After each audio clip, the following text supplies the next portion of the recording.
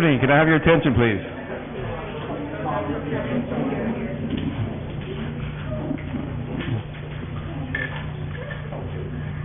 Thank you. I will now call to order the regular meeting of the Board of Trustees of Texas Southmost College District. Trustees present tonight are Mrs. Rosemary Breedlove, Ms. Dolly Zimmerman, Dr. Roberto Robles, Mr. Jose Herrera, Mr. Dave Oliveira, I think he's on his way, and Trustee Campirano, I think he's with the Navigation District tonight.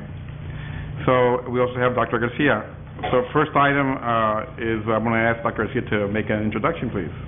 I'd like to introduce Dr. Hilda Silva, our Vice President for Student Affairs, to make her own introduction. Mr. Chair. Thank you. Thank you, Mr. Chairman, board members, President Garcia. It is indeed an honor for me to be before you tonight. I'd like to be able to continue to do these wonderful presentations, and I expect that we will, because we have an opportunity tonight to recognize our volleyball team. As you may recall, right after Thanksgiving, I had an opportunity to travel with our team to Missouri as they were able to go to nationals. And it was a great experience for us. And to give you a little bit more detail and a glimpse into what really occurred, I'd like to introduce now our Coach Huntley, who will then introduce Ronnie Zamora and introduce the girls to you. So, thank you. Coach Huntley. Thank you, Dr. Silva. Chairman Gonzalez, President Garcia, board members, once again, it's a privilege and an honor to be before you tonight to share some of the great accomplishments and wonderful student athletes and the hope for future successes. I'm very proud to talk about our 2007 Scorpion volleyball team. From the day Houston Baptist announced that they were departing the Red River Athletic Conference last spring, our team was on a mission. The conference championship, an opportunity to go to a national tournament, was that much closer, becoming a reality for our team. Great recruiting, persistence, sweat, and teamwork were important aspects of the dominance this team was able to reach. We increased the strength of schedule, and these women were met it with not as a challenge, but as a way to succeed. We had a few blemishes along the way to some very good teams, but in the end, we were one of the very best in the NAIA. When I say we, I mean our community, our campus, our department, and our team. We are champions. Yeah.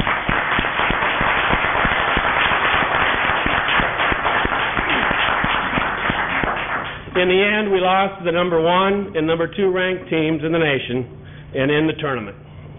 We're proud of our team, each of our student athletes, and are very excited to introduce to you each one of them tonight. Our future is bright, filled with high expectations of continuing to represent our campus with all of our might. I will now ask Ronnie Zamora to introduce an extraordinary group of young women we call Scorpions.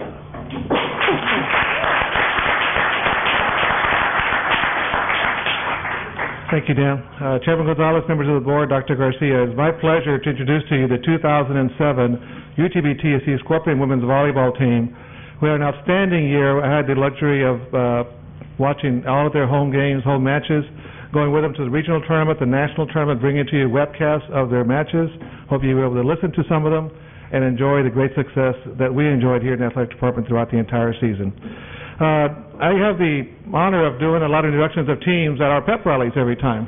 And so we thought about playing some music here, but said, no, let's just keep it introductions here of all of our players. And normally we kind of build up to one, but we have one player who's got to leave for class. She has a class in 10 minutes. So I'm going to introduce her first. She was the Red River Athletic Conference Player of the Week 6 times. She was Red River Athletic Conference All-Conference Team, First Team.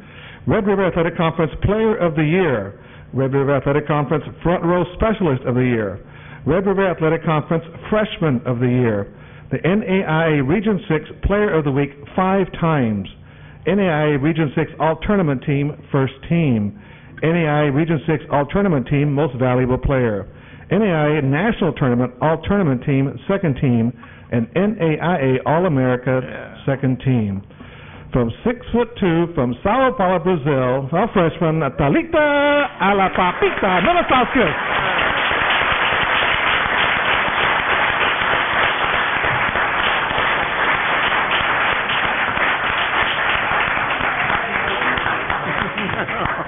She likes the ala papita part from soccer. So. Salita, I know she has to leave the class, and they're going to have her escorted out. Everyone else will get lined up here.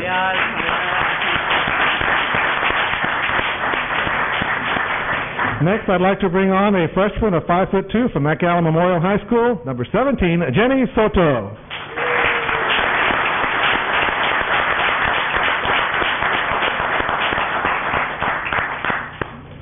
A freshman from Donna, Texas, 6'2", number 21, Janisa Arambide.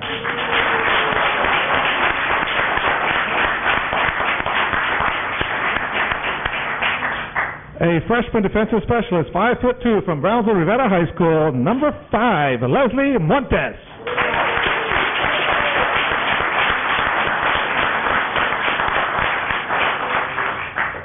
Also from Rivera High School, 5'10" with heels on, a freshman, number 13, Jackie Touche.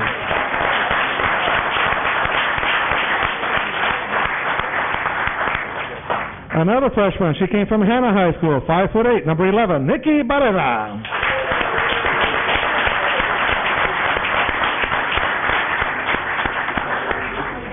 Pause is not for you, Ms. Rose. Good timing, Dave. A sophomore, 5'6", from Nairobi, Kenya, number 1, Nancy Juma.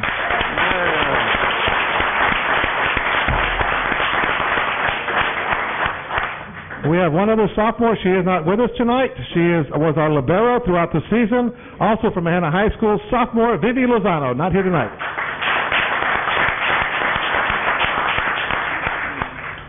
Now we get to the fun part. Junior.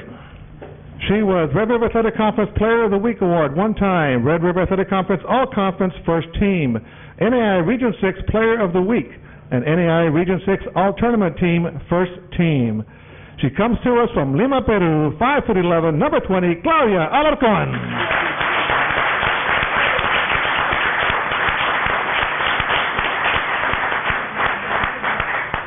Claudia came to us as a transfer from Miami-Dade College. She is joined at the hip by the next player I'm going to introduce. She was Red River Athletic Conference Setter of the Week. She got that award 5 times. Also, All-Conference First Team, Red River Athletic Conference Newcomer of the Year, Region 6 Setter of the Year Award, and NAI Region 6 All-Tournament Team First Team, and NAI All-American Honorable Mention. I want to bring up now 5'11", from Sabana Grande, Puerto Rico, number 3, Dayanara Bracero.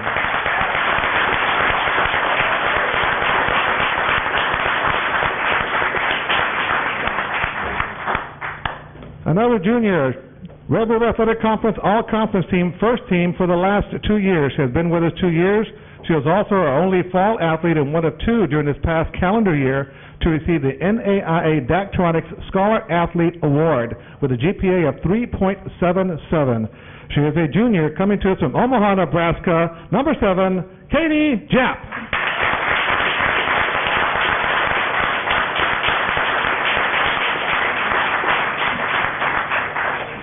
And lastly, our first that we have another baseball player as well. Student athlete that has participated with us for all 4 years. She was with us as a freshman and sophomore when we participated in junior college volleyball. Been with us as a junior. She will be graduating this May. She was Red River Athletic Conference All-Conference Team, second team for 2 years running. Our only senior on the Scorpion team, number 8 from Mesquite, Texas, Jenny Ashley.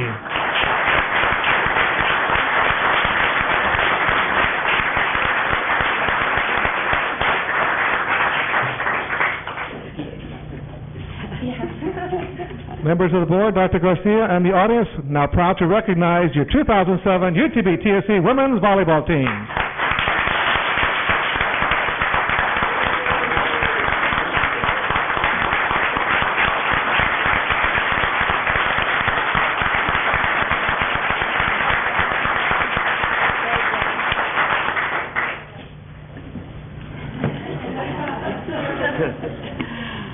Every one of our girls was lucky enough at the tournament to have a goodie bag, and along with that came a national tournament volleyball. Had the tournament logo on it, and this is one that they gave away at the banquet for us to bring home. Unfortunately, it doesn't say champions, but we're very proud to bring this home and present this to you, Dr. Garcia. And hopefully this is one of many that you can put into your office or at home and display with a lot of pride. Absolutely.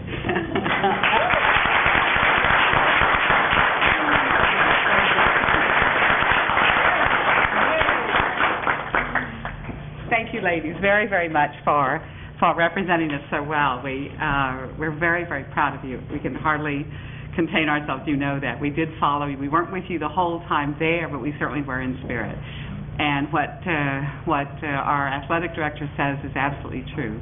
You have made us all champions by the way you have represented us. Thank you. Muchísimas gracias. Very proud of you.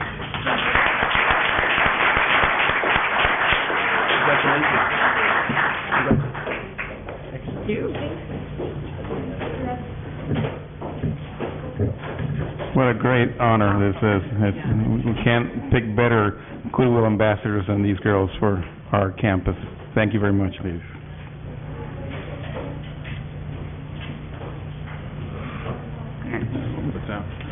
We have Mr. David Oliveira present now, and at this time, the board will now convene in executive sessions provided by the government code. Okay, thank you very much for waiting. The board will now convene into a regular session. Go to item number 1, or that is item number 2, and that's consideration of possible action on matters discussed in executive session. We begin with a contract and resolution for the purchase of Fort Brownsville Unit number 4008 in Brownsville. And this is a motion to approve the purchase of the unit in the amount of $34,000. Second. Motion's been made by Mrs. Breedlove, Mrs. Zimmerman, and seconded by Mr. Herrera. All in favor? Aye. All opposed? None. Motion carries.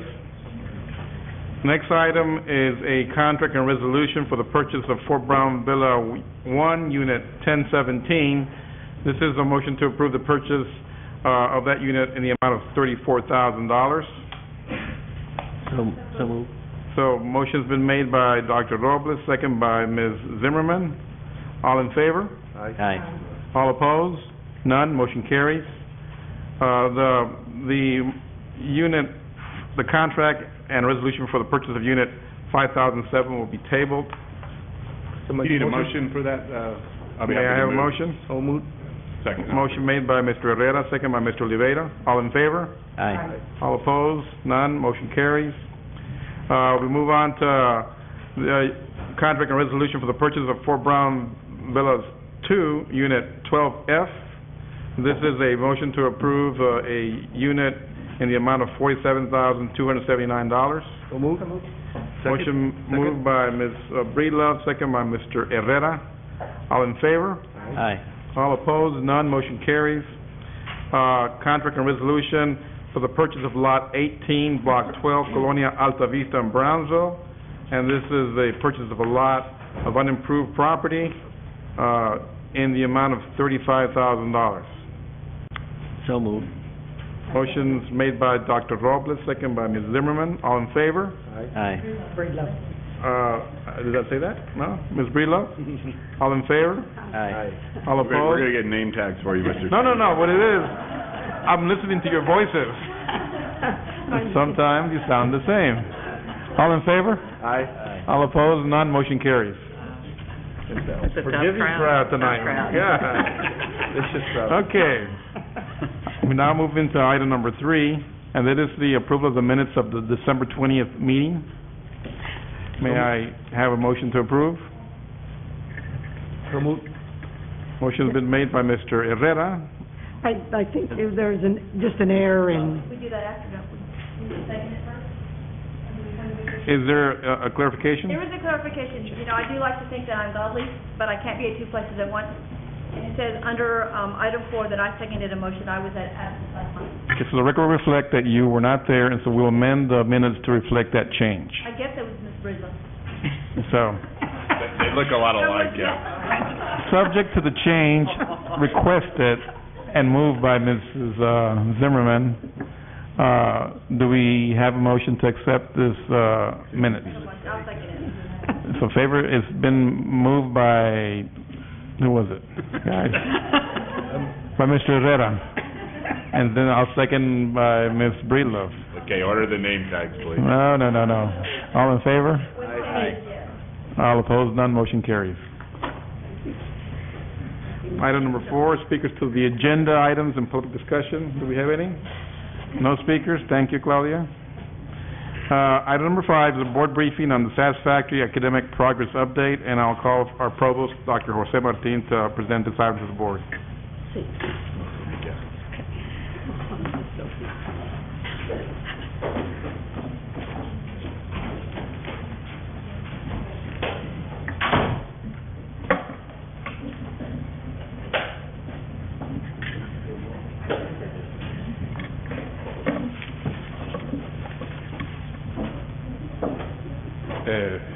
Mr. Chairman, Board of Trustees, Dr. Garcia, we want to thank you for the opportunity to provide you with an update on the impact of the satisfactory academic progress of our students. You will recall that we began the new satisfactory academic progress policy in the fall of 2007. For short, we call it SAP.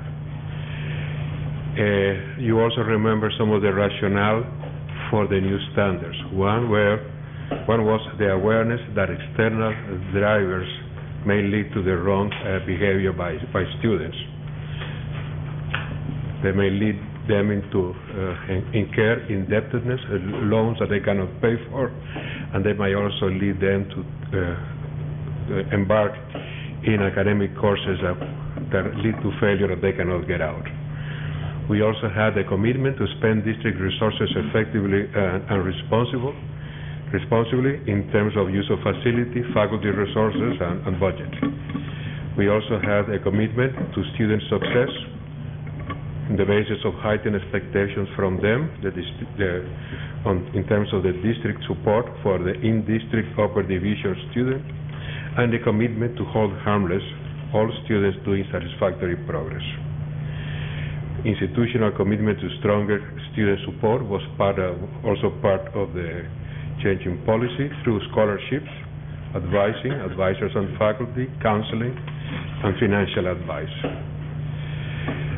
So,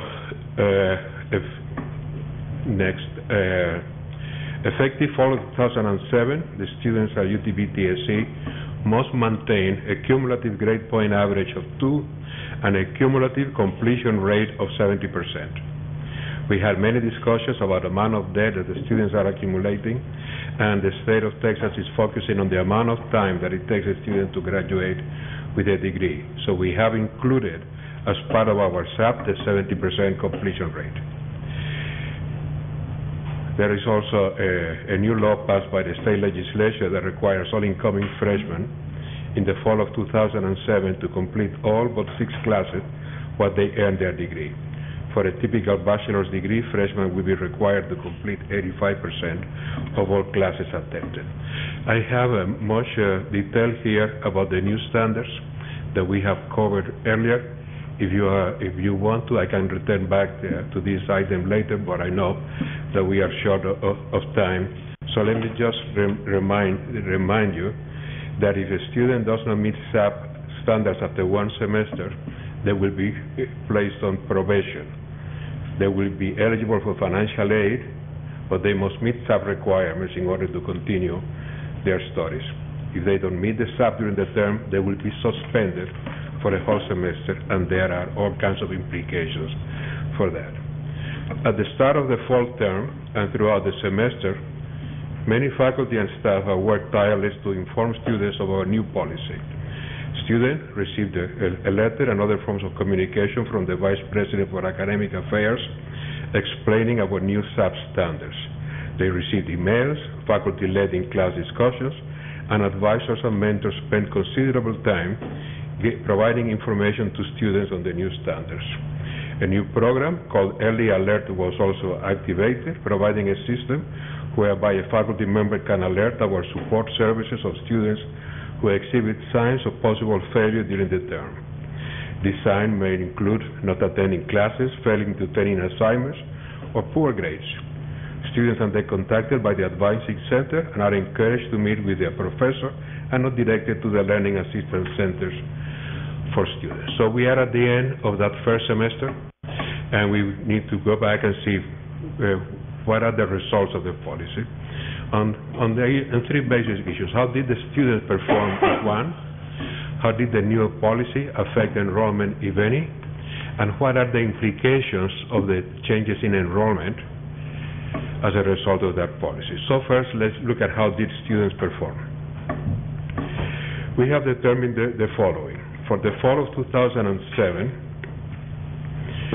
the students attempted about 110,000 semester credit hours and completed close to 83% of them. This number is an increase from the previous number of 80%, meaning 82.6 from 80. So that represents about 104. This, to give an indication of what that means, when you add what that means in terms of extra semester credit hours, and you divide it by the 12 credits that represent one full-time student minimum, that is essentially the same as saying that the equivalent of 143 more students completed the semester satisfactorily that fall.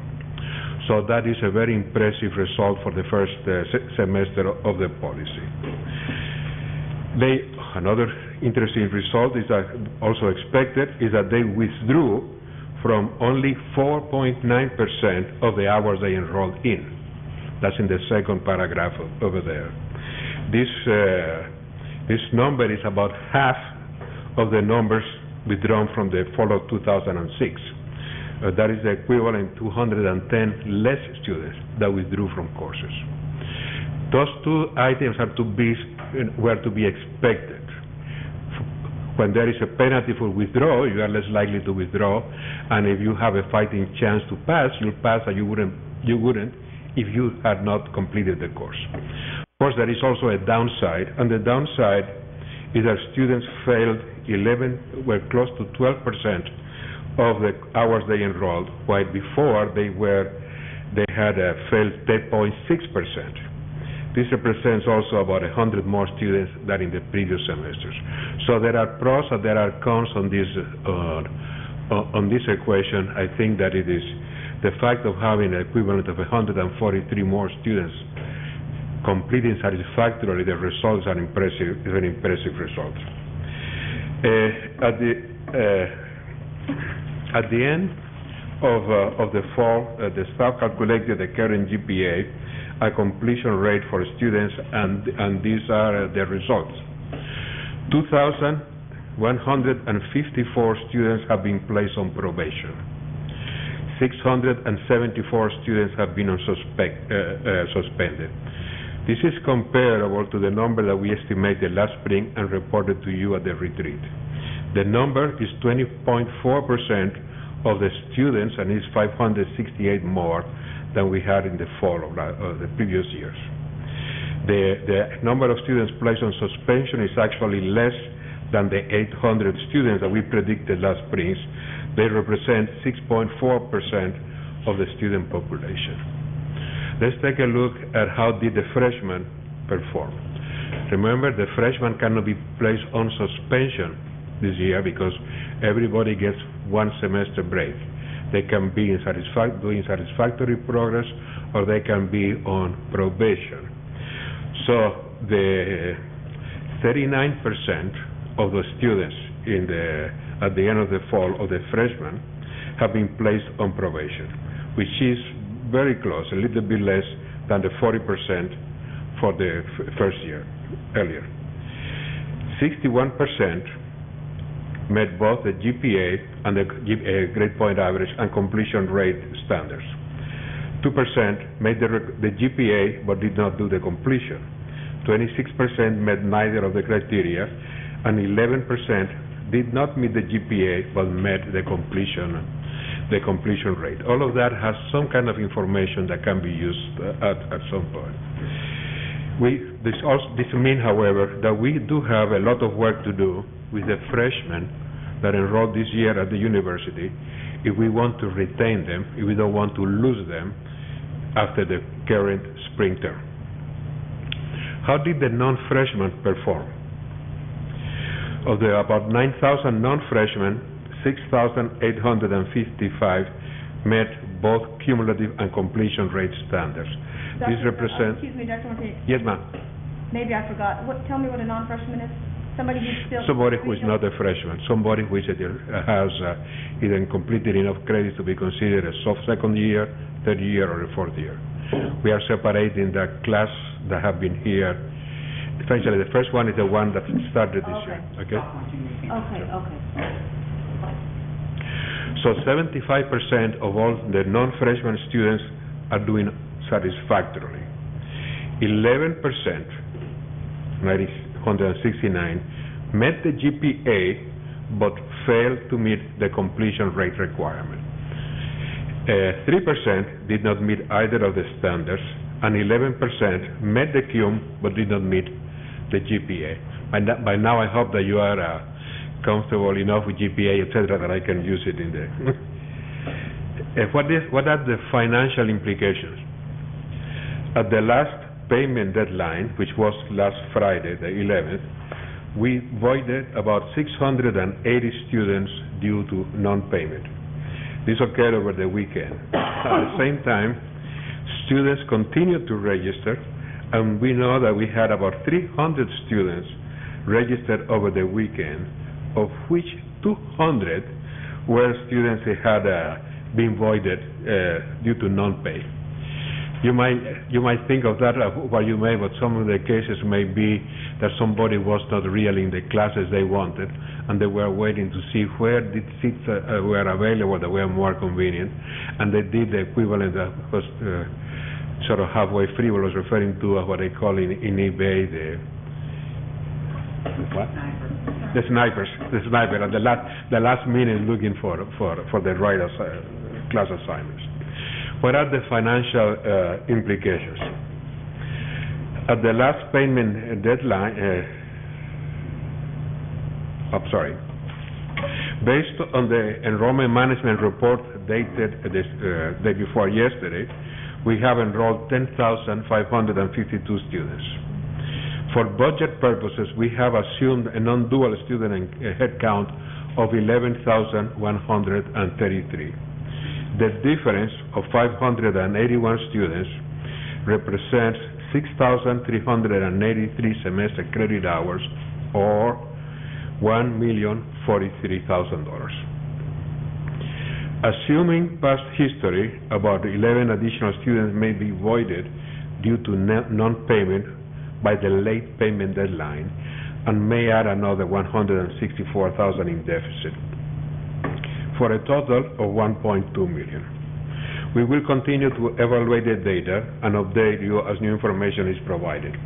This is the money that was not used because they were not academically in compliance. That's right. And this $1.2 million is a direct loss to... That's right. Well, that is not quite a secretary, because some of these students might not have registered for other reasons. Okay. It includes everybody. What is the overall impact of... The challenge that we face in the current semester is communicating and assisting the 2,154 students that are currently on probation. This is the group that is most vulnerable and could be suspended in next fall. Our financial well-being and the ability to go forward will depend on how successful we are at retaining these students. I have some conclusions here. Quoting Margaret Thatcher at the Belgrano, we have reasonable grounds for optimism. The increase in the number of credits satisfactorily completed is the equivalent of having had 143 more students completing a satisfactory semester.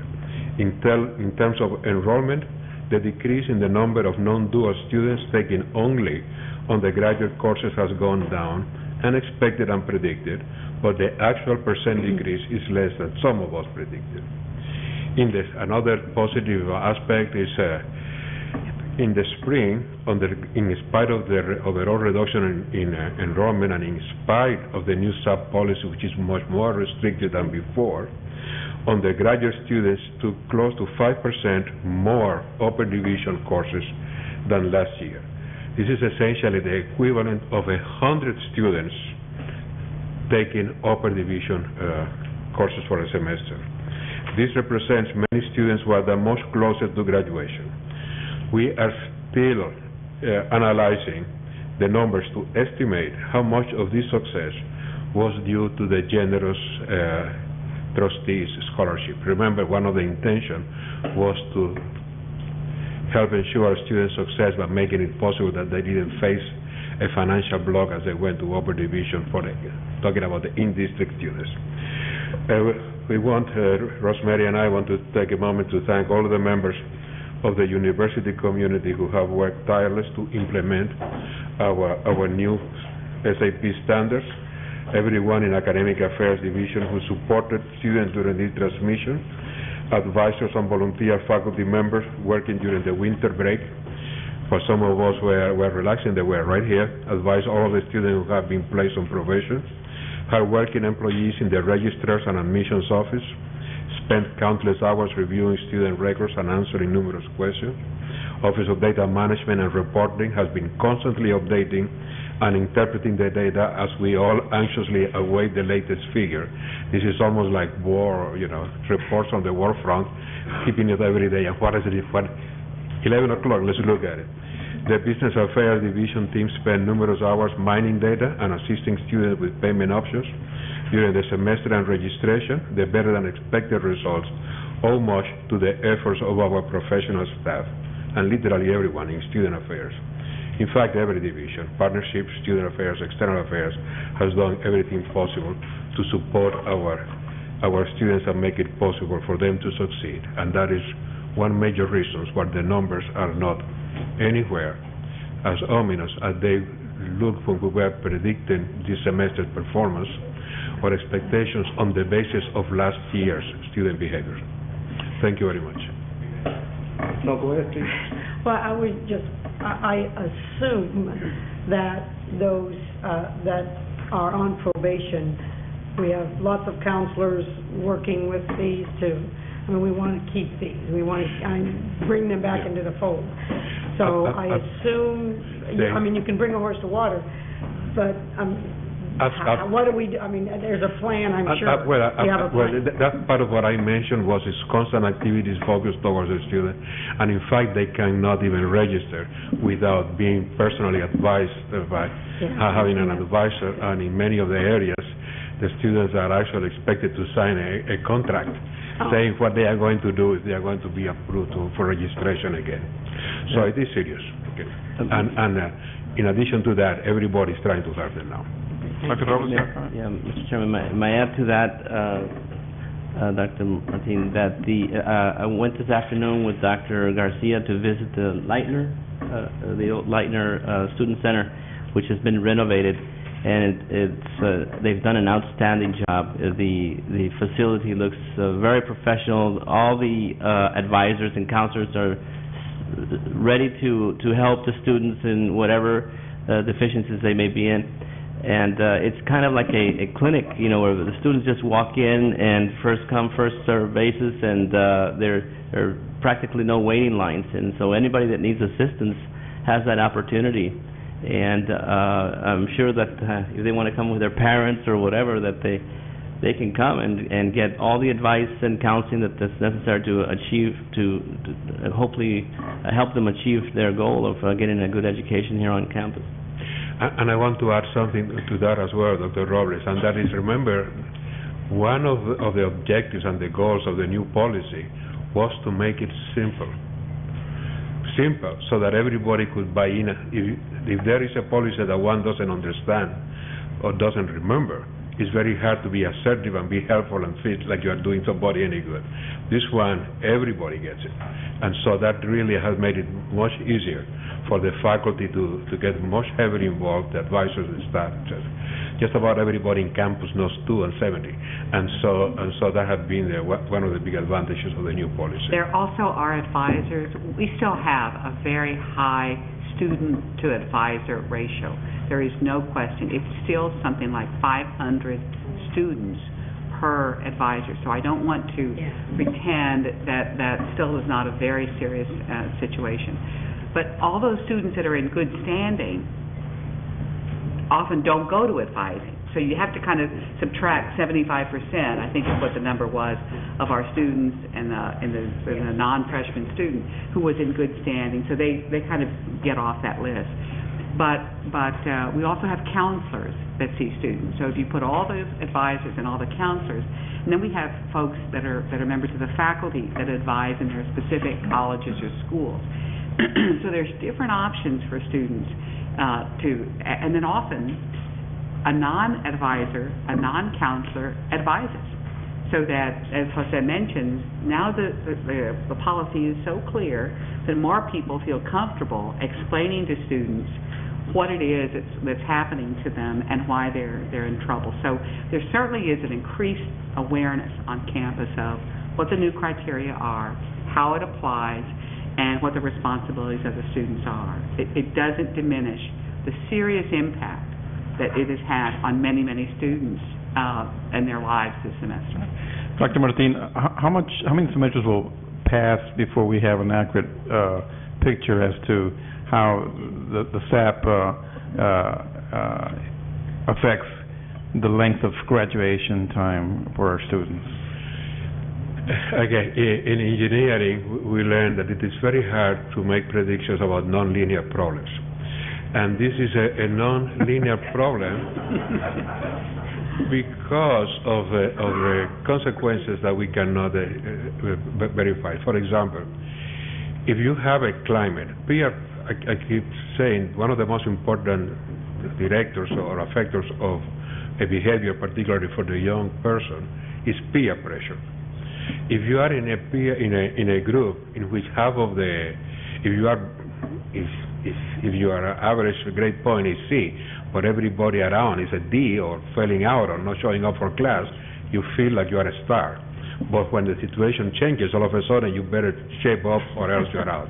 And so this is one of the most important effects. In fact, this is one of the items that make elite schools elite, is the fact that the peer pressure on each other. And so this we do not expect. The other part is the sense of mutual respect between faculty, advisors, and students to know that we really mean it. In fact, there have been, it's very interesting to hear the rumors and the rumblings around that we are really do not mean it. We don't really mean it. We are not going to be able, we're going to back up from the policy once we see the budget repercussions or whatever, that it is not for real. But it is just, this is for real. And so the sense of respect, who knows what that would mean. Once you think that a person that you are meeting is more valuable, or all of a sudden that changes the attitude and that completely changes the behavior. I predict that we are going to see, we already saw 143 equivalent students finishing the satisfactorily the semester, and almost an equal student or students finishing upper division courses. One can do the calculation over the number of students that we have to see what that means in terms of time to graduation. But this is going to be, I predict that it's going to be close to a monotonic process for the next 4 or 5 years.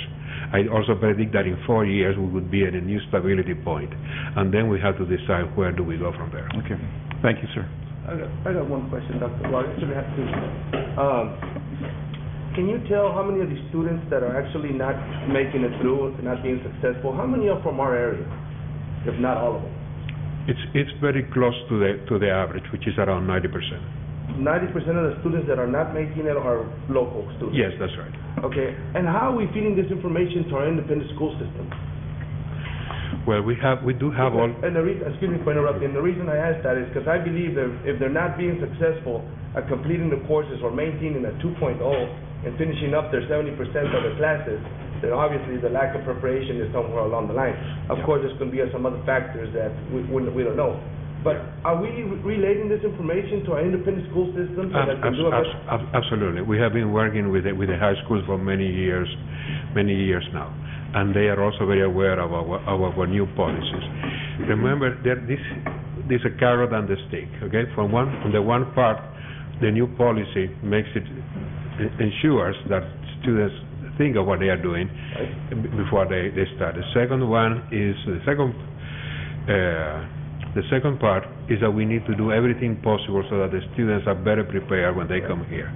And on that, through activities, typical such activities as a dual enrollment, that there is no university that have a stronger effort in dual enrollment to go out, reach out to the high schools, and have the students who are prepared take courses before they get here. There is a possibility that we are going to lose some of those students who now with college credit might be good pickings for other schools elsewhere. Well, this is a sacrifice that we'll gladly take so that to improve the standard of preparation for all of the students in the high school. And again, the issue of the peer pressure operates there as well. The other factor, Mr. Dada, is that not all of our students come to us directly out of high school. Because they're older, they might have been out of school for 5 years or 10 years, and so we'll capture, most of our freshmen do come out of high school. We know the successful student characteristics. We know that if a student comes to us after having taken the recommended curriculum, they're going to do well. If a student comes to us right out of high school, no semester in between, that risk factor or their success factor is high. If a student comes and takes full-time load, the success factor is high. If a student doesn't stop out a semester, success factor is high. So we know all of the characteristics. Now, you compare that against what our student profile looks like. Many of our students wait a while before they come. Many of our students stop out for a semester. There's someone sick in the family. There's other considerations. Many of our students work more than 20 hours a week, which is a risk factor instead of a success factor. Many of our students are part-time. As a matter of fact, 59%, I think, of our students are part-time, another risk factor. So we are trying to take our student profile and make it look more like the successful student model. Everything that we've done here tries to nudge them toward taking more classes, not dropping classes, having a GPA that's adequate, making progress every semester. Remember, we also not only did this, we also adjusted all of our scholarships to reflect the same criteria. So people are paying attention to this in a way that's not only about going to school, but also getting funded to be supported in school. Mr. Chairman, I wanted to add something that I think is important for the students to know, that every effort should be made by all entering freshman students to the University of Texas Southmost College to undergo orientation. And as far as I understand, not everybody takes that opportunity to be oriented, because that is part of the orientation process, and that's when you're going to find out about SAP and all these other goals that you must meet.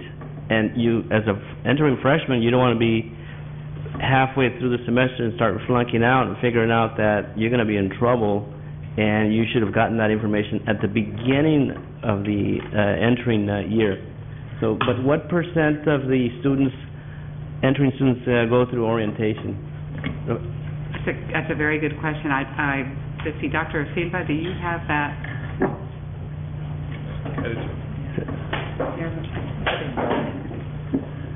I'm sorry, Dr. Robles, you asked what percent of our freshmen? What percent of entering freshmen go to orientation? And this is where SAP and all these things could be brought up to them. We do have a mandatory orientation requirement. I believe we capture right now about 90% of our freshmen. Some of them we are capturing at the high school while they're still in high school, so they're getting advised and registered then. But we do ask them to participate in an orientation program. So I believe right now we're capturing about 90% of those students.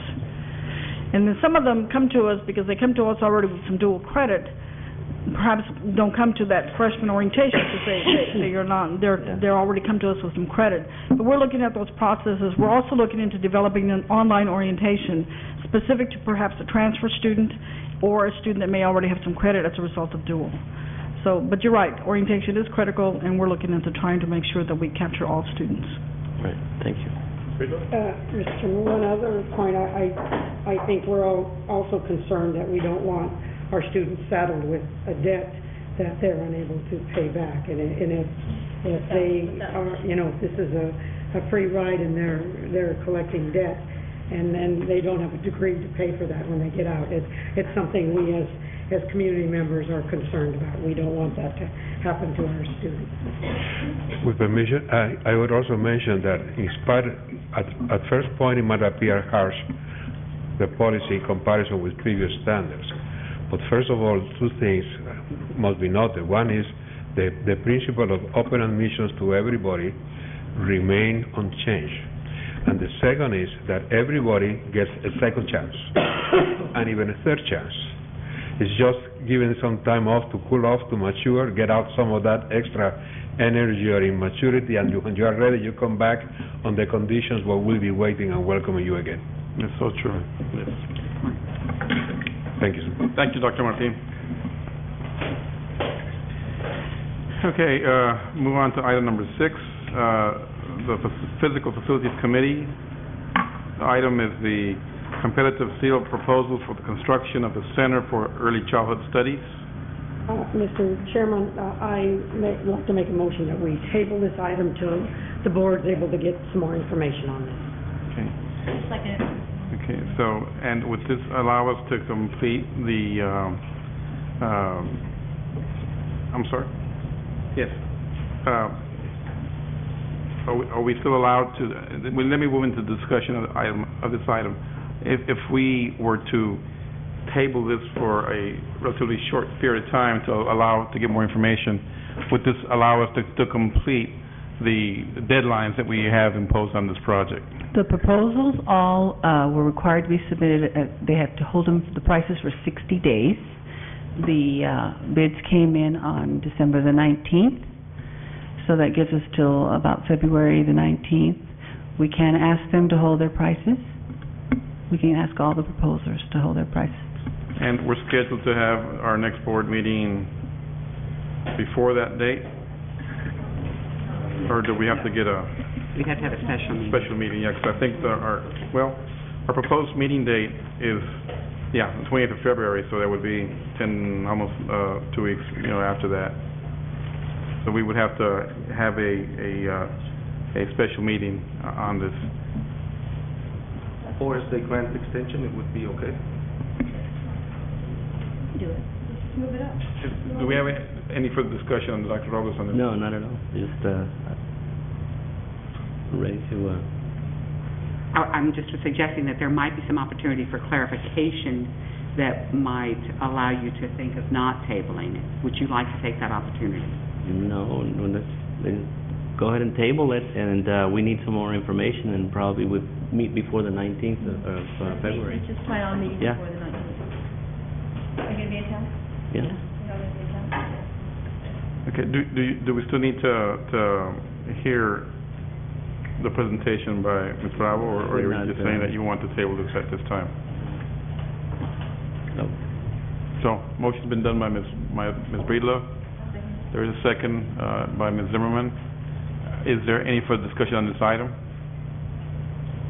No further discussion? All in favor to table this item? Aye. Aye. All opposed? None. Motion carries. Thank you. Next item is the change order to contract with J.E. Dunn, Terry Ray, a joint venture partnership for the construction of a recreation, education, and kinesiology complex. This is a proposal from J.E. Dunn to authorize the Assistant Vice President for Planning and Construction to execute the change order in the amount of $282,191. Can we get some information on this, Ms. Mendez? Yes, sir. We have a presentation and a description of the item, but before we do that, I would like to introduce Laura Lara, the new Senior Project Manager with the Office of Facilities Planning and Construction. Laura has been assigned to the campus UT Brownsville and the Pan Am campus and will be moving from San Antonio. Laura has 13 years of project management experience. The last 5 years have been with the Air Force as an architect and project manager, working on multiple projects for the military installations. and also over 8 years of experience with the City of San Antonio, during the Convention Center and the Housing Authority for San Antonio as well. And I would like to welcome Lara to our team. She has been a great addition, brings a lot of experience, and has been dedicated to all of our projects here on campus. Now to the Rec Center project item.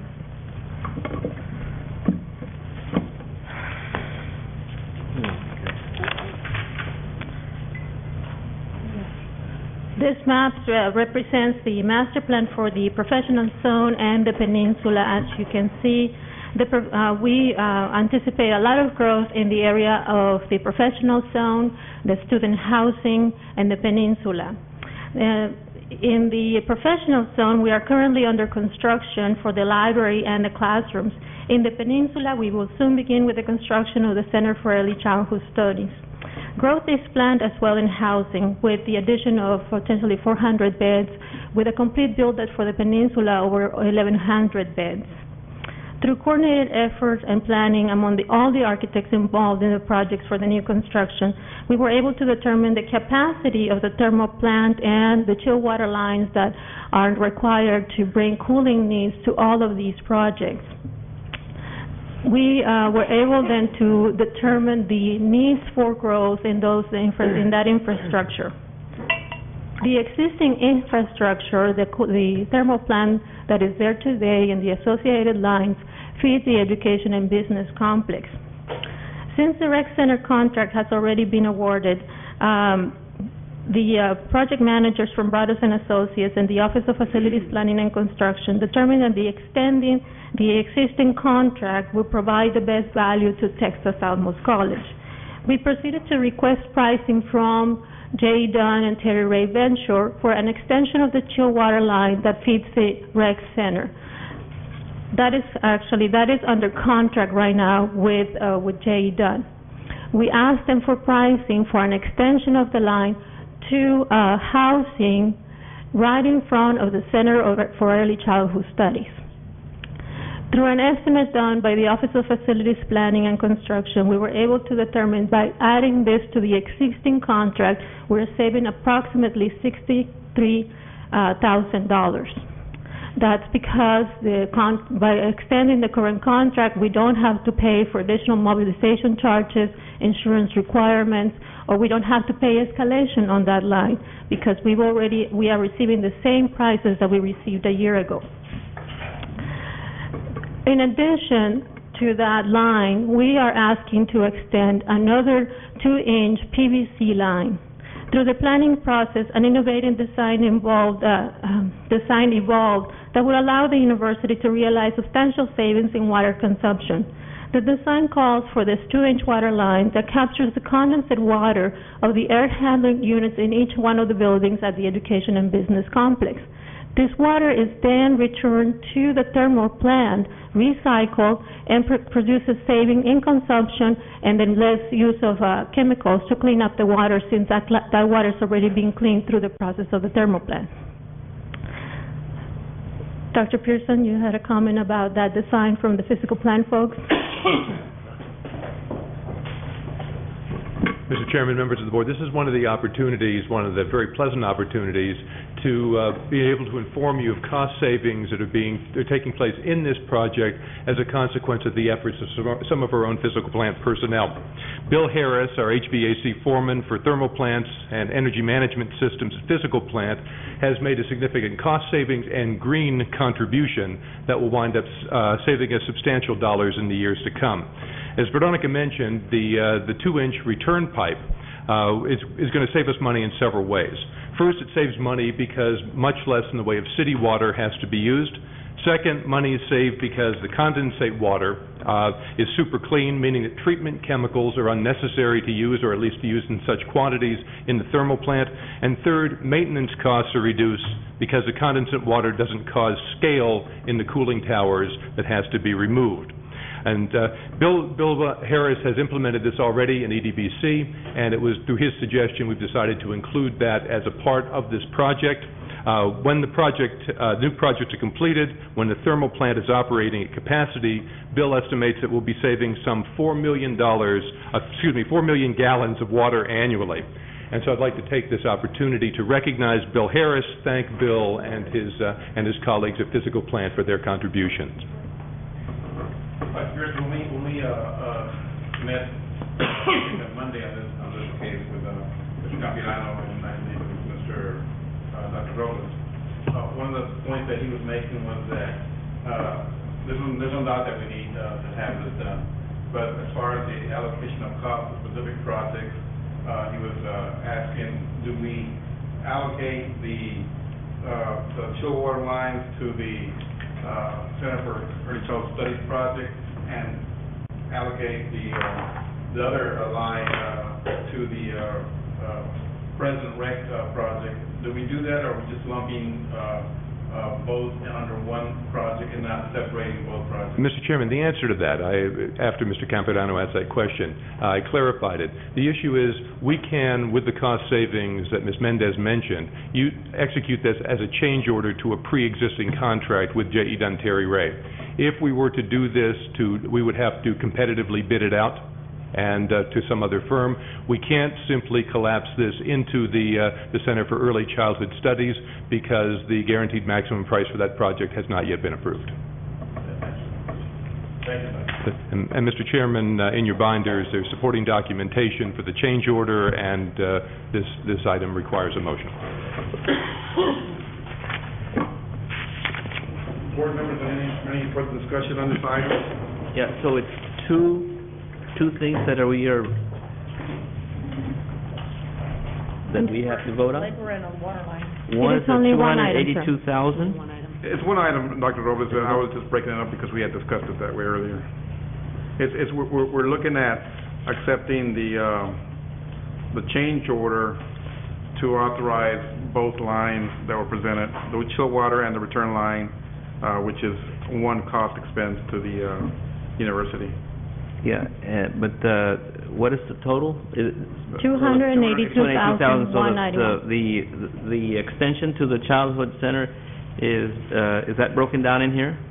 That is the cost of the extension, sir. As you see in the drawing, the extension is that blue line, Right, and that is the cost. The $281,000 is the cost. Okay.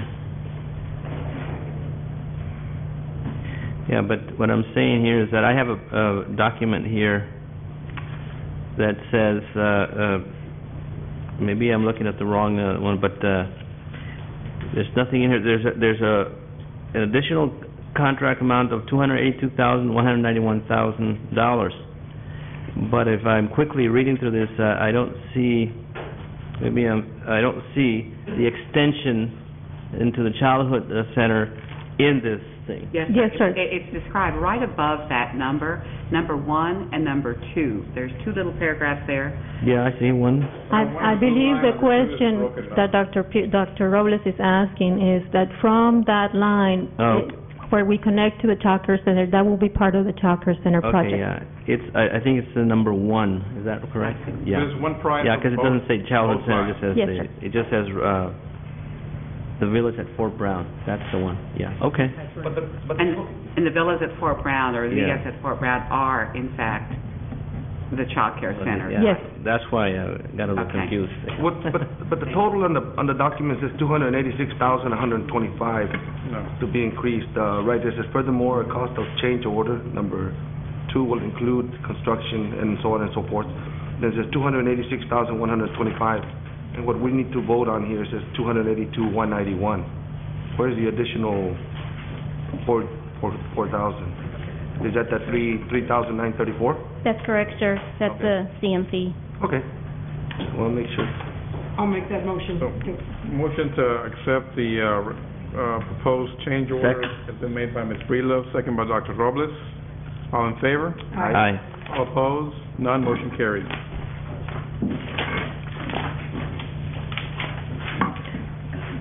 So next item, Ms.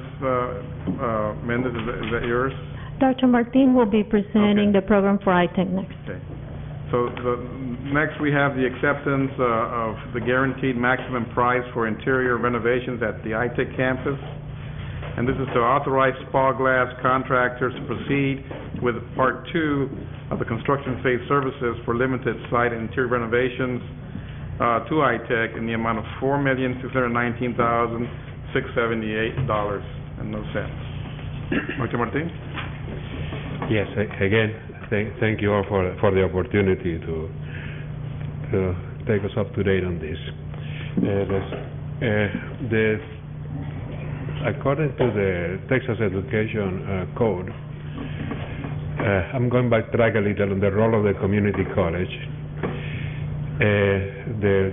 The public junior colleges shall be institutions primarily serving their local taxing districts and service areas in Texas and offering vocational, technical, and academic courses for certification or associate degrees. Each institution shall insist on excellence in all academic areas, instruction, research, and public service. This has been taken literally in the design of the spaces, etc., in ITech. We remember ITech well, and we have here in yellow what has been done before. Everything that has been done here is in the service of that statement, strictly taken from the Texas Education Code.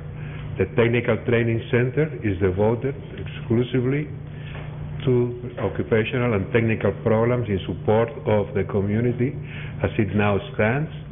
We have the Workforce Training and Continuing Education Center. We have, which does something very much the same. We have Kids College, Early College Access, and Early Childhood Development areas on the contracts, but to serve the needs of mostly of people in ITech and taking those the technical courses. And of course, for the sake of economic development, we have the incubator. So all of those in areas in yellow, in ITech, it has already been accomplished. Can we go to the next? Also, as part of the international part of the acronyms, we have the Mexican Consulate, the BEDC, and Cameron Works. So now we have in yellow and blue everything that has been done. Next. And this is now. This is the area that is on the proposed for renovation at this moment on ITech within the constraint of the budget and the program. Now, what is the program for this area under the bond initiative? What we have done so far is really meeting the immediate needs of the community as described by the present job market. Things like air conditioning, body shop, mechanical technology, some engineering technology. This is a changing world, however, and the changing world is one that is completely different to the one that some of us older folks grew up in. It's one in which we're not talking about paper factory or textile factories or steel factories or even automobile factories. It's one based on knowledge. It's a global economy based on knowledge. Where the growth is not in states, in regions, or in countries that were the most mature and did the old jobs best. The growth is occurring in very interesting different places, and it's based on something which is now sort of fashioned to refer to as the creative economy. It's not economy based on technology alone. It's a technology based on technology and talent. There is a common thread. If you look at every region in the world that you hear about what an incredible amount of energy and development is going on, there is a common thread. The common thread to competitiveness in the new global economy is the growth and the rise of the new creative class.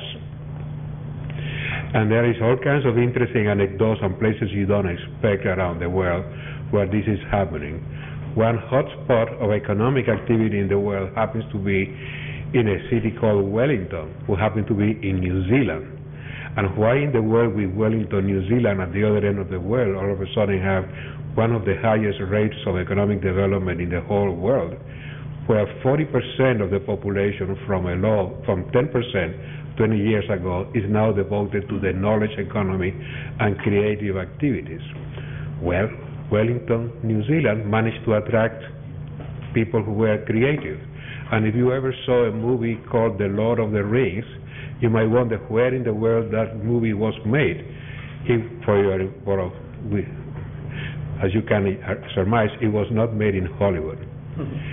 It was made in Wellington because Wellington was willing to and able to have the combination of attractions that brought up the talent to make such a movie, and then many others coming afterwards.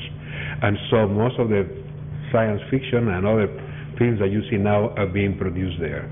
And who is talking about Wellington is talking about places like, for heaven's sake, Estonia, where Skype comes from, or Copenhagen, or London, where the fashion, or Milan, where the fashion comes from.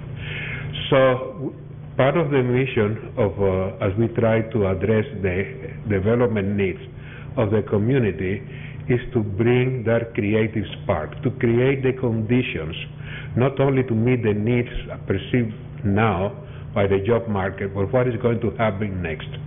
Where do we have the growth? Where do we bring people to design, to build, and creative so that we have a market advantage in the new economy, not in the economy of 50 years ago. So this is what we are part of the combined suggestions of the group of everything. If you notice in the Futures Commission, some of the suggestions that will be advanced were we want to have a school of architecture. We want to have, broadcasting, all of those issues. And so, in fact, that's what we are trying to see where can we make a dent and where can we grow so that the whole Brownsville and the whole region becomes something bigger and better and pushes the envelope instead of being dragged behind. And so we're trying to see where are the possible areas of growth for our region in the creative age.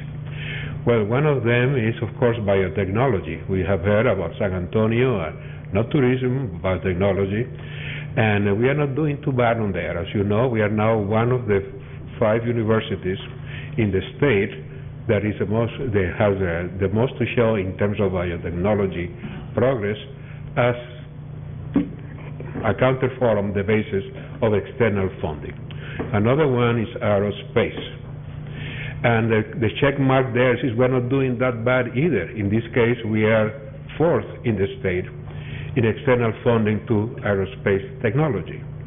The next one is environment and environmental sciences. We don't have that much bragging rights instead of external funding in the environment, but the need is humongous.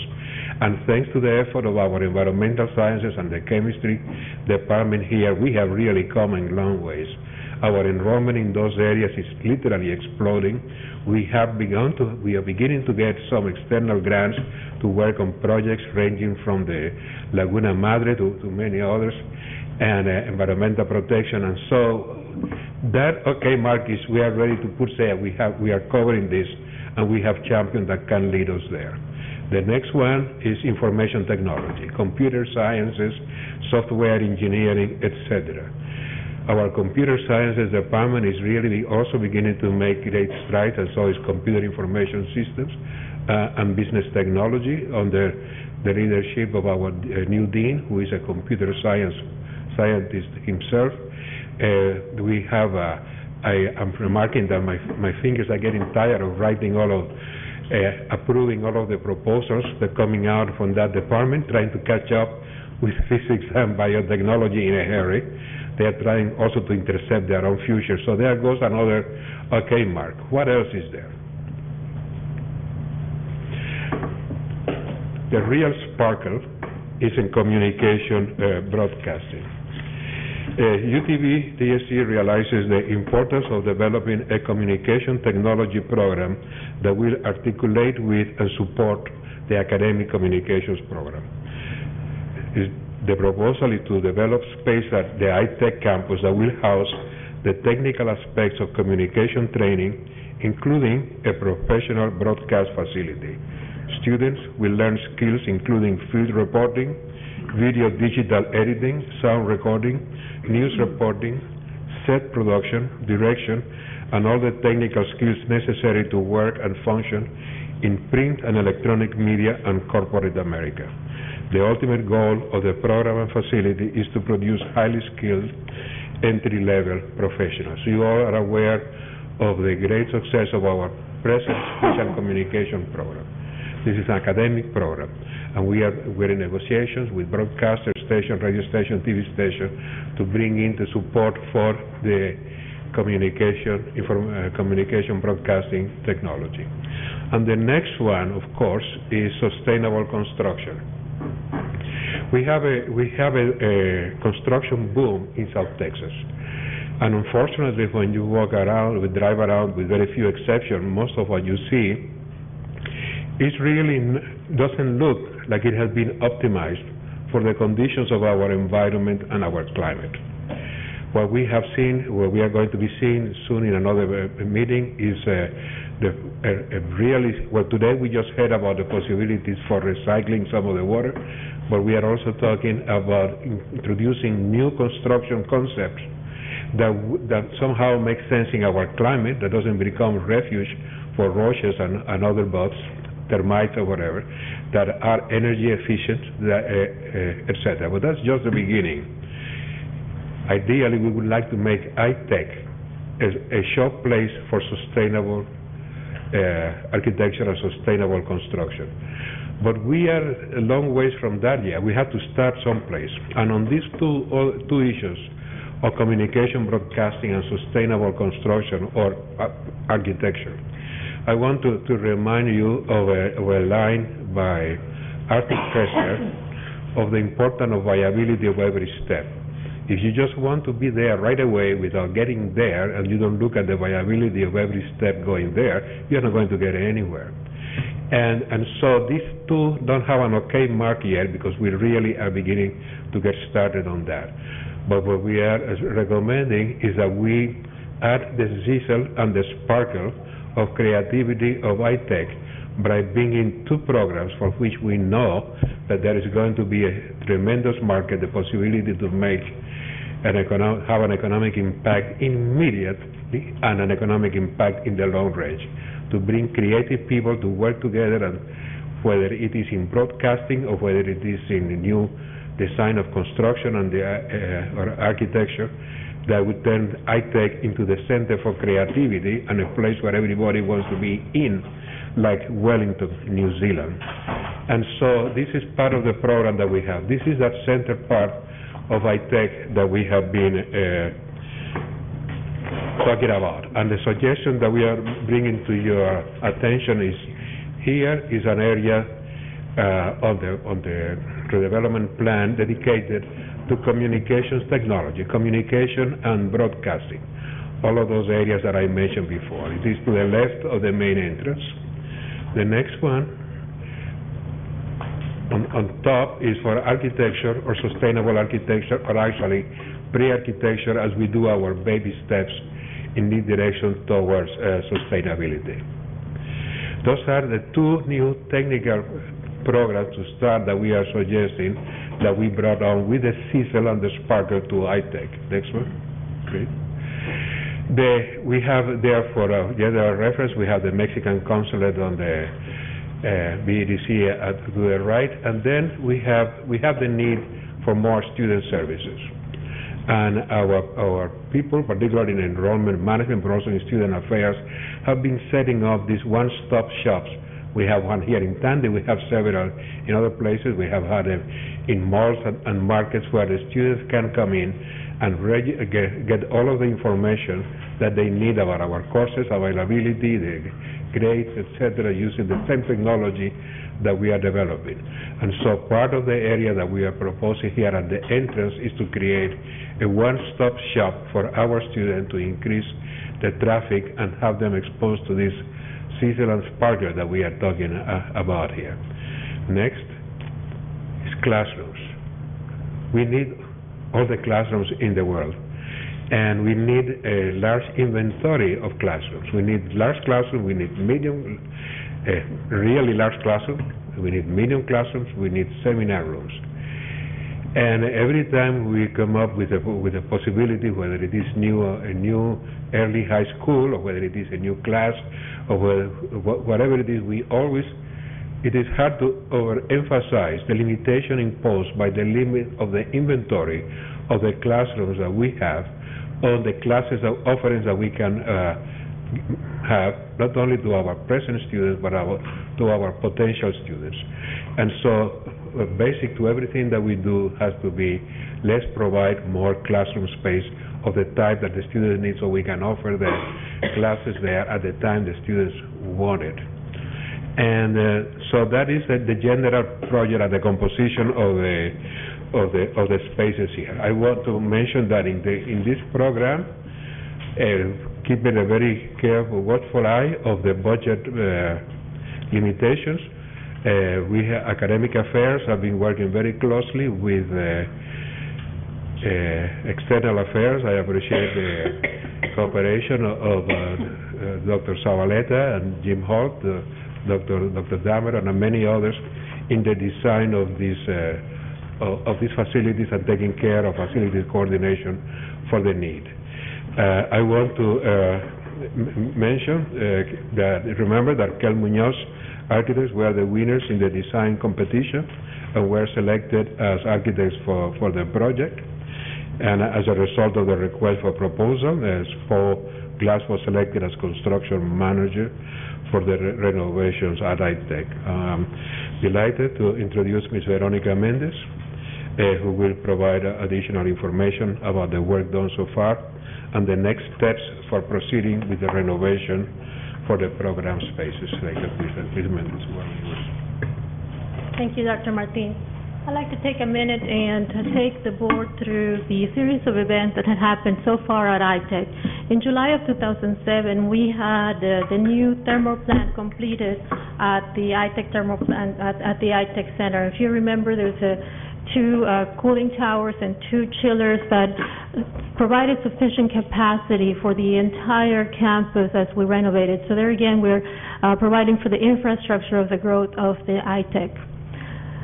Then in August of 2007, the board allowed us to continue working with Spa Glass for some environmental cleanup and interior demolition of the spaces that were to be renovated. So 50,000 square feet of spaces were cleaned up and demolished and ready to be finished out. And that work was completed just recently, the cleanup in December and the demolition this month.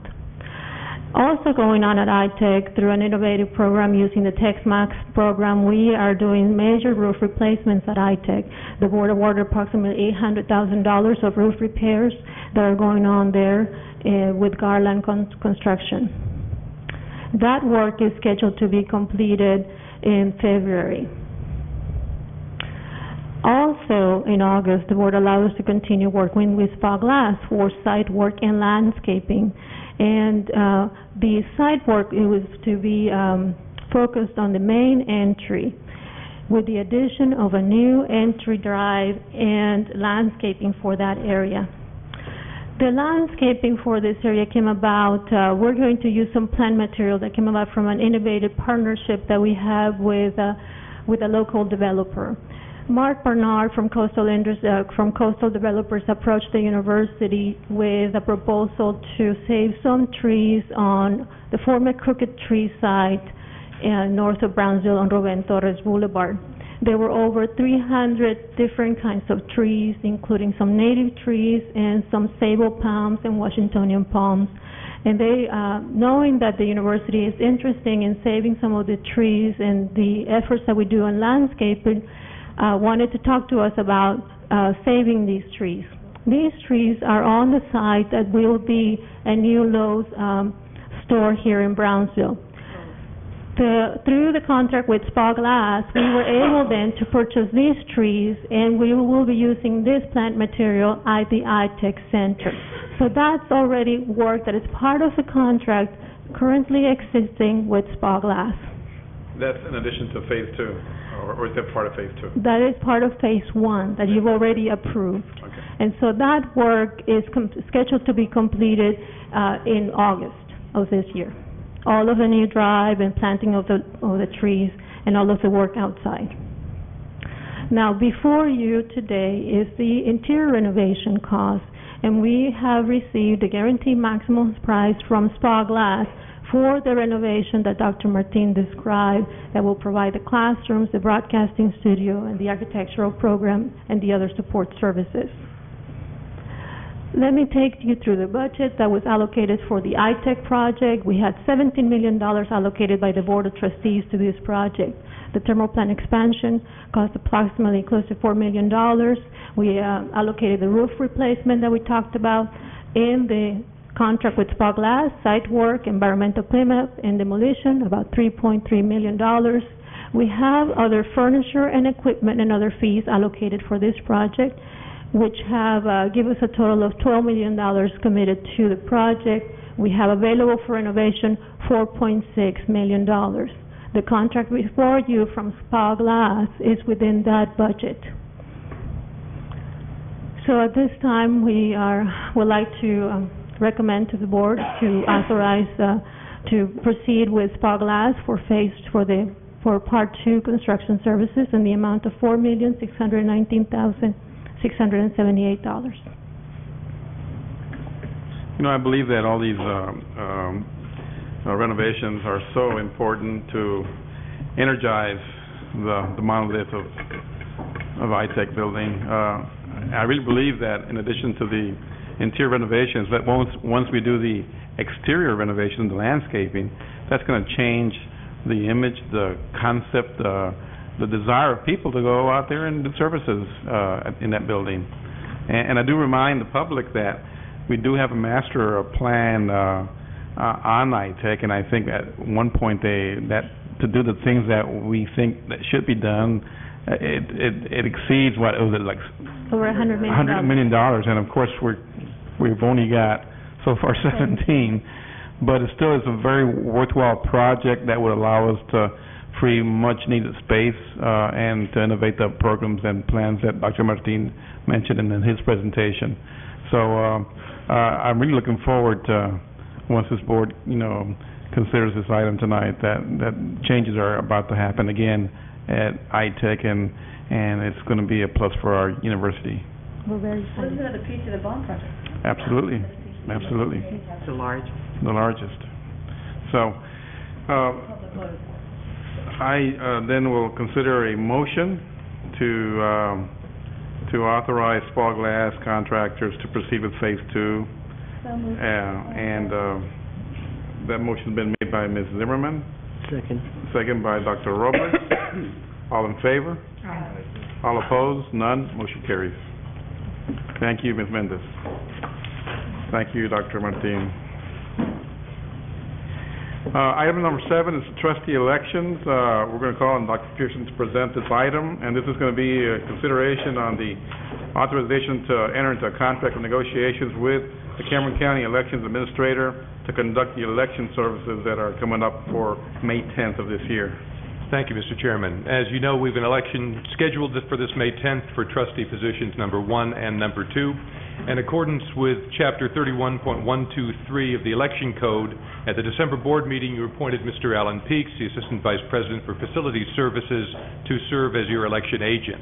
As we prepare ourselves for the election, Mr. Peaks has 3 brief items to present to you, all of which require board approval. Al? Thank you very much. First item, as Mr. Gonzalez pointed out, is the consideration and possible action on authorization to enter into a contract negotiations with Cameron County Election Administrator to conduct election services. Our experience has shown that this is more cost-effective and efficient than attempting to run the elections by ourselves.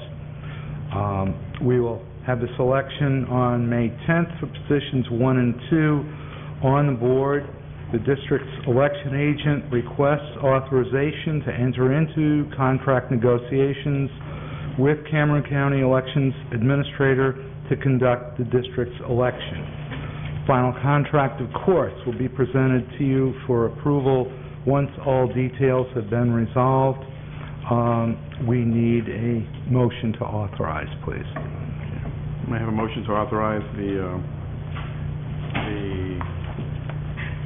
as proposed to enter into negotiation with the county administrator to conduct election services? So moved.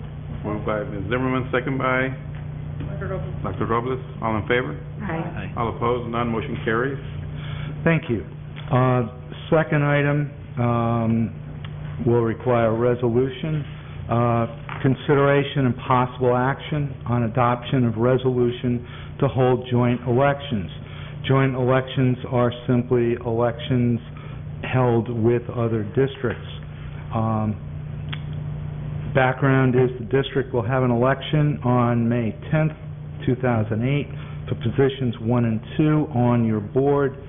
Early voting will be held April 28th through May 6th, 2008, and regular voting will be on May 10th, 2008. Since the district has a continuing concern for cost containment, staff recommends the election be held jointly with other entities in our district holding an election on the same day. So our recommended action is motion to adopt the attached resolution. So moved. Motion is made by Mr. Herrera, second by Ms. Breedlove to hold the joint election as presented. All in favor? Aye. All opposed? None. Motion carries. Okay, the third item is consideration and possible action on setting a date and time for drawing for a place on the ballot. This is required by statute. It has to be random.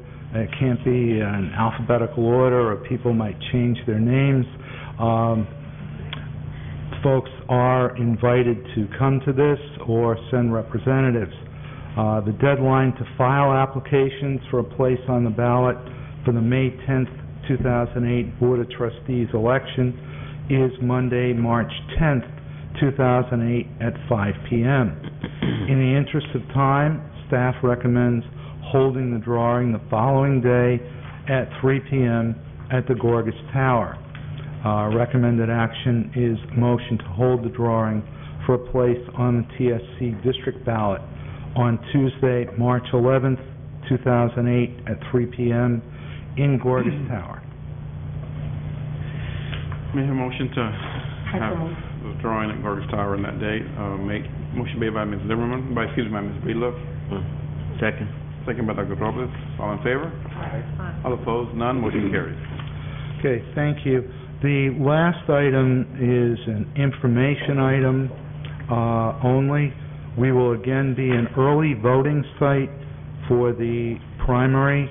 The dates are February 25th through February 29th, 9 to 6 p.m. To be held at North Hall. Right. I see. I'm sorry, what were those dates again? The dates February 25th through February 29th. for early voting? Just early voting for the primary. Oh, the primary. Yeah, it has nothing to do with trustees. Got it. Not the same thing. Except to inform you. You not have to file till later, but But you go first. Thank you very much, Mr. Been Beeks. here a long time. Okay, we now move to Dr. Robles' favorite report, the quarterly financial statements and investment report. Thank you, Mr. Chairman, members of the board, and Dr. Thank you, Garcia.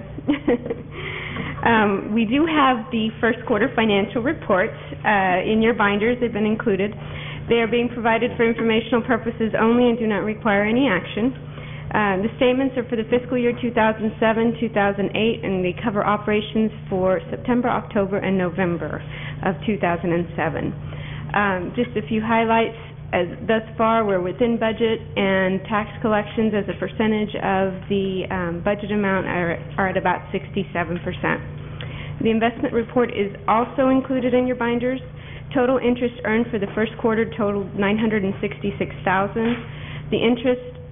This interest is being generated through the district's various checking, savings, and CD accounts. I'll remind you that we have bond funds invested in different repurchase agreements and CDs, and so that's the bulk of what's generating that interest income. and our accounts are with Texas State Bank and JP Morgan Chase currently. At this time, I'll take any questions you may have regarding the financial statements or the investment report. Roberto, no? What are we doing with that interest? It's all going into your construction, the capital projects that we have going. To the music center. Veronica, I trust that Veronica is very well managing those. All right. Thank you, Melba. Thank you very much. Item number 9 is the construction report. Dr. Pearson. Let's see what we're doing here. Thank you, Mr. Chairman. I think my only reservation about this report this evening is we don't have some of the smaller projects which seem to be dear to my heart, so I'll just talk about the larger projects which are currently underway. If we can have the video, please.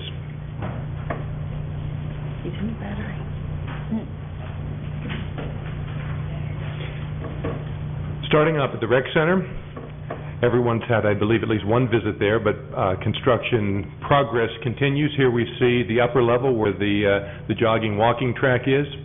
Here's a view of the inside of the kinesiology section of the building. So you can see the metal studs are going up. Here we have some of the mock-ups for the brick, which shows both brick detailing and also the way in which the brick will adhere to the main part of the structure.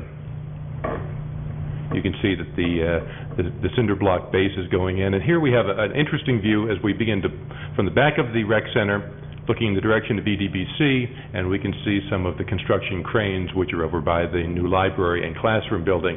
And here we are at the back of the rec center. And speaking of the new library and classroom building, construction site preparation is well underway. The piers, the 30-foot piers, we can see a gentleman here preparing the rebar, which goes 30 feet directly into the ground. And here we see the workers now pouring the concrete into the piers. And the pier work is now underway over at the library site. Now we turn to the iTech. We saw some of these pictures earlier in Veronica's report. And as she mentioned, the asbestos abatement and the demolition has been completed. And here we see the interior section, which is slated to be renovated starting in just a few weeks. Again, 50,000 square feet will be renovated for all of the project's purposes and program that were mentioned by our provost, Dr. Martin, earlier. And to be continued progress indeed will continue, and we hope that by our next meeting we'll also have some other renovation projects on campus to report to the board. Thank you very much. Thank you, Dr. Pearson. David, some of these dates become blurs to me now. When did we do the groundbreaking on the library?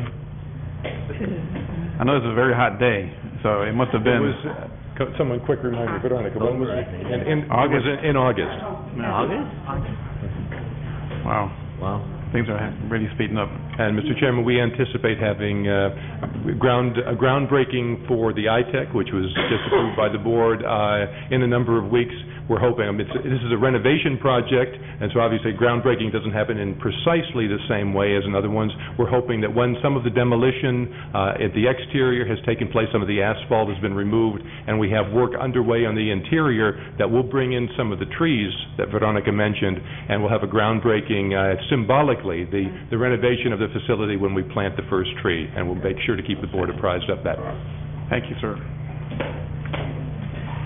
So, next on the item on the agenda is Dr. Garcia's report to the board. I know that you would like for me to skip this, but I can't because there's a couple of things that are time specific. First, I'd like to introduce Dr. Silva, please, so that she might introduce our new employee. Thank you, Dr. Garcia.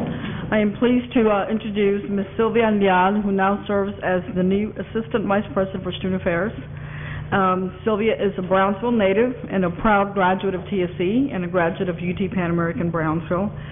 She brings to us 20 years of experience as an educator, as a bilingual teacher, as a teacher for the gifted and talented, as a curriculum specialist, and most recently as a senior education specialist with Region 1.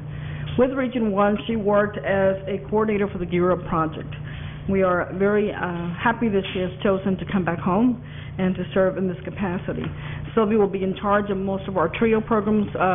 This year, we brought in 5 of our grants that were renewed, and we're very happy with that.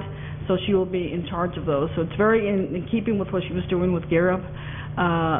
There's no question that in a couple of months that she's been here, she's already made a difference. Sylvia is currently pursuing her doctoral program with the University of Houston, and she's got a year to finish that program. She will. Please help me welcome Sylvia Leon.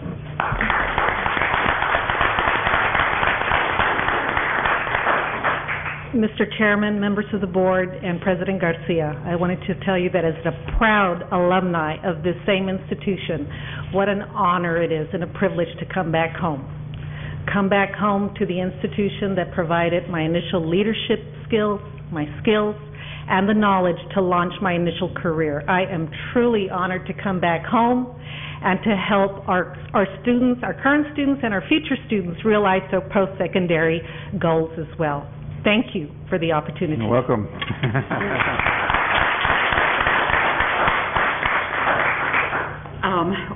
Dr. Robles will remember, and Mrs. Breedlove will remember most specifically the discussion about the Jason Project years ago after our very first Distinguished Lecture Series.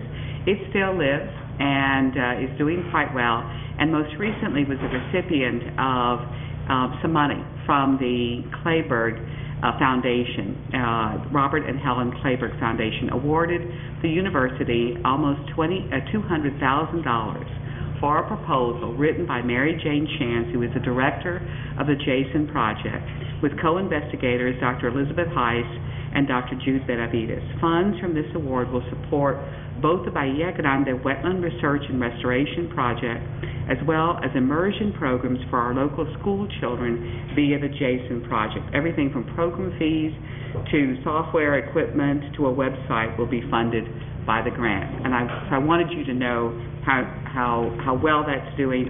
That goes to that outreach effort for those important science, technology, engineering, mathematics students that we're trying to entice early on to take those courses and come prepared to the university and succeed. I still remember that the day that our speaker, Robert Ballard came in, that the following morning we held a breakfast meeting in Los Fresnos at the Chachalaca Inn, and with some of the people from the Brownsville Education Foundation, and right there it was the seed money to get the Jason Project off the ground here in our campus. So I'm real happy to hear that there's additional funding to keep it going. And after hearing Dr. Ballard, everyone was enthusiastic to push that program for our children and our community to have that edge. It's really very good news. And cheers to Mary Jane for making that big effort. Absolutely. And Dr. Jude Benavides. Jude Benavides and Elizabeth Heiss. Great job. We're excited to push that for our kids. Congratulations. Absolutely. I'm very proud of what they've done. We also have a guest speaker that's going to be coming to campus that I know you would be interested in, and it is going to happen January the 28th, Monday. So I wanted to make sure you got a chance to hear about it. The guest is Dr. Wilmot James. Wilmot is a professor from South Africa, the executive director of the Africa Genome Education Institute. He's a colleague of mine on the Ford Foundation, and I had been asking him if he would, on the way from Cape Town to New York, if he would mind coming through Brownsville, and that's what's happening. He is coming to our campus.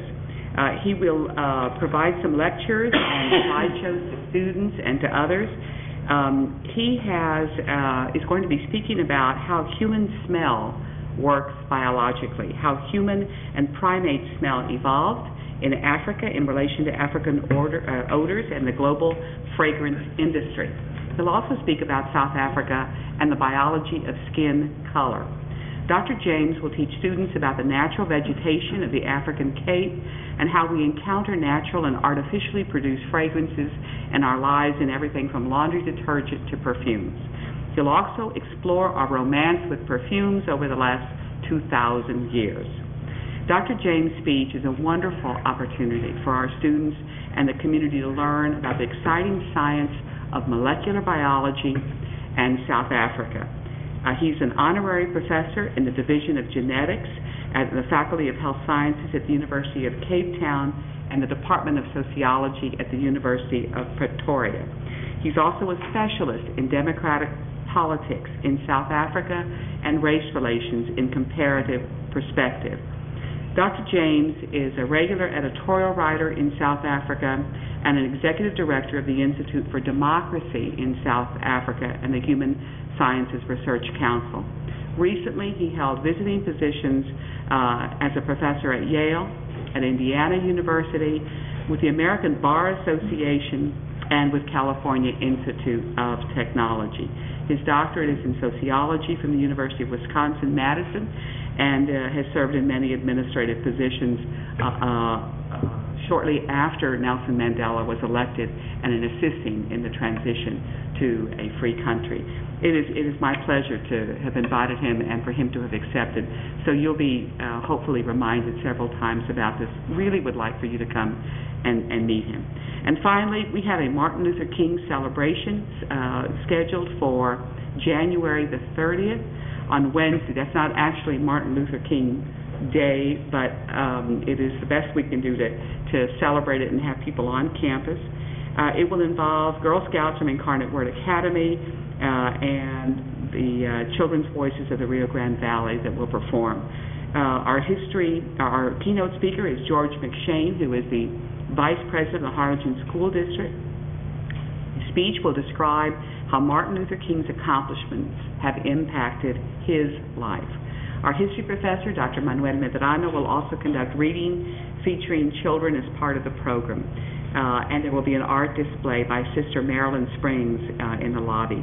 Please join us as we celebrate this very, very important person, his life, and the impact that he had on our country and its democratic values. That concludes my report. Thank you, Dr. Garcia. Proposed meetings for the board are as follows: February 28th, March 27th, April 24th, and May the 19th. And just one announcement, wish belated happy birthday to Dr. David Pearson, who turned 45 on Monday. And happy birthday, David. Oh, and today's and Wayne, of course. All right, Wayne.